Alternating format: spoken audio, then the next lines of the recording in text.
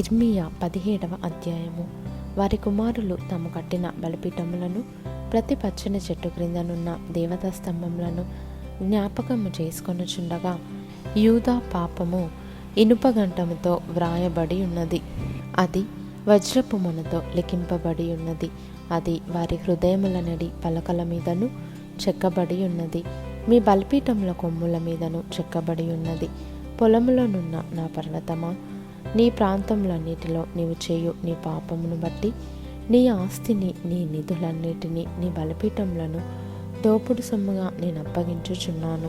మీరు నిత్యము రగులుచుండు కోపము నాకు పుట్టించితిరి గనుక నేను నీకిచ్చిన స్వాస్థ్యమును నీ అంతట నీవే విడిచిపెట్టితివి గనుక నీవెరుగని దేశములో నీ శత్రువులకు నీవు దాసుడవగుదువు. యెహోవా ఈలాగు సెలవిచ్చుచున్నాడు, నరులను ఆశ్రయించి శరీరులను తనకు ఆధారముగా చేసుకొనుచు తన హృదయమును యెహోవా మీద నుండి తొలగించుకొనువాడు శాపగ్రస్తుడు. వాడు ఎడారిలోని అరుహా వృక్షము వలె ఉండును, మేలు వచ్చినప్పుడు అది వానికి కనబడదు. వాడు అడవిలో కాలిన నేలయందును నిర్జనమైన చవిటి భూమి యందును నివసించును. యెహోవాను నమ్ముకొనువాడు ధన్యుడు, యెహోవా వానికి ఆశ్రయముగా ఉండును. వాడు జలముల యొద్ద నాటబడిన చెట్టు వలె నుండును, అది కాలువల ఓరను దాని వేళ్ళు తన్నును, వెట్ట కలిగినను దానికి భయపడదు, దాని ఆకు పచ్చగా నుండును. వర్షం లేని సంవత్సరమున చింతనొందదు, కాపు మానదు. హృదయము అన్నిటికంటే మోసకరమైనది, అది ఘోరమైన వ్యాధి కలది, దాన్ని గ్రహింపగలవాడెవడు? ఒకని ప్రవర్తనను బట్టి వాని క్రియల ఫలము చొప్పున ప్రతీకారము చేయుటకు యెహోవా అను నేను హృదయమును పరిశోధించువాడను, అంతరింద్రియములను పరీక్షించువాడను.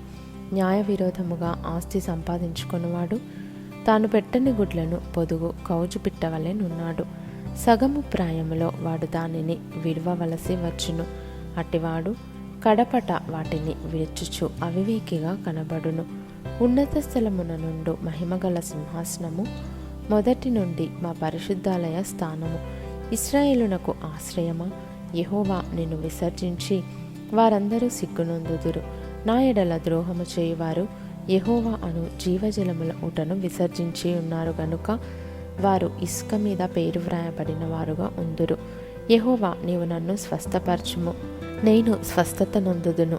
నన్ను రక్షించుము, నేను రక్షింపబడదును. నేను నిన్ను స్తోత్రించుటకు నీవే కారణభూతుడవు. వారు యెహోవా వాక్కు ఎక్కడనున్నది, దాని రానిమ్మని అనుచున్నారు. నేను నిన్ను అనుసరించు కాపరినయుండుట మానలేదు, ఘోరమైన దినమును చూడవలెనని నేను కోరలేదు. నీకే తెలిసియున్నది, నా నోటి నుండి వచ్చిన మాట నీ సన్నిధిలోనున్నది. ఆపత్కాలమందు నీవే నా ఆశ్రయము, నాకు అధైర్యము పుట్టింపకుము. నన్ను సిగ్గుపడనీయక నన్ను తరము వారిని సిగ్గుపడనిమ్ము, నన్ను దిగులు పడనీయక వారిని దిగులు పడనిమ్ము.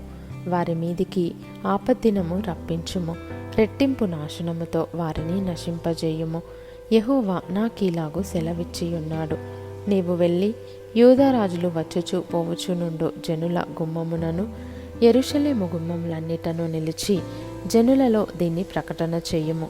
యూదారాజులారా, యూదావారలారా, యెరూషలేము నివాసులారా, ఈ గుమ్మంలో ప్రవేశించు సమస్తమైన వారలారా, యెహోవా మాట వినుడి. యెహోవా ఈలాగు సెలవిచ్చుచున్నాడు, మీ విషయంలో జాగ్రత్త పడుడి.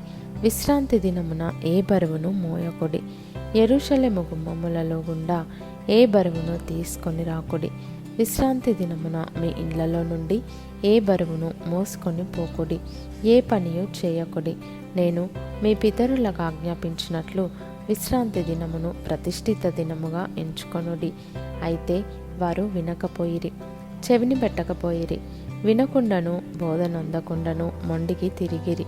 మరియు యెహోవా ఈ మాట సెలవిచ్చెను, మీరు నా మాట జాగ్రత్తగా విని విశ్రాంతి దినమున ఏ పనియూ చేయక దాని ప్రతిష్ఠిత దినముగా నుంచి విశ్రాంతి దినమున ఈ పట్టణపు గుమ్మములలో గుండా ఏ బరువును తీసుకొని పోకుండిన ఎడల దావీదు సింహాసనమందు ఆసీనులై రథముల మీదను గుర్రముల మీదను ఎక్కి తిరుగుచుండు రాజులను అధిపతులను ఈ పట్టణపు గుమ్మములలో ప్రవేశింతురు.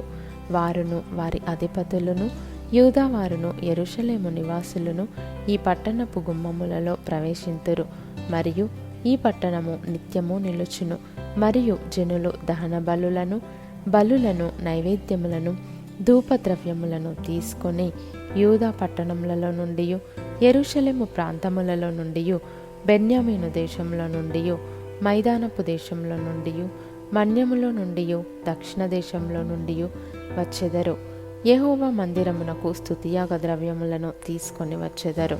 అయితే మీరు విశ్రాంతి దినమును ప్రతిష్ఠిత దినముగా నుంచి ఆ దినమున బరువులు మోసుకొనుచు యెరూషలేము గుమ్మములలో ప్రవేశింపకూడదని నేను చెప్పిన మాట మీరు వినని ఎడల నేను దాని గుమ్మములలో అగ్ని రగులబెట్టెదను. అది యెరూషలేము నగరులను కాల్చివేయును. దానిని ఆర్పుటకు ఎవరికిని సాధ్యము కాకపోవును.